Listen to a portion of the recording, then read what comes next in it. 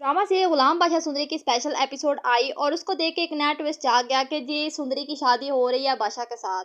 और उसको वहां पे हैप्पी भी दिखाया गया है, गुलाम को हैप्पी, बहुत ज़्यादा हैप्पी नहीं कह सकते हम, लेकिन फिर भी वो रिलैक्स था। दूसरी तरफ बादशाह भी गुमसुम था और सुंदरी भी। तो यहाँ पे गाइस व्यूवर सीन ये है कि यहाँ पे सुंदरी शादी के लिए तैयार तो हो गई बादशाह के साथ, बादशाह भी इस बात को लेके ठीक है, मुतमईन हो गया।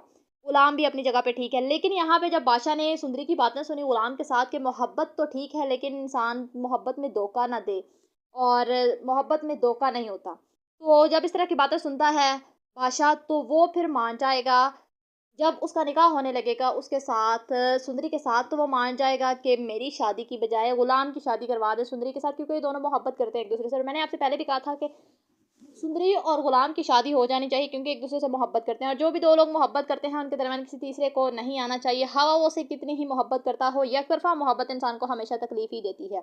तो इस तरह से इस ड्रामे का सीन होने वाला है। न्यू ट्विस्ट इसके अंदर ऐड हो गया है, लास्ट एपिसोड नहीं आई उस तरह से। तो आपके क्या ख्याल है, अपनी राय कमेंट सेक्शन में लाजमी दें। न्यू रिव्यू के साथ मिलते हैं। अल्लाह हाफिज़।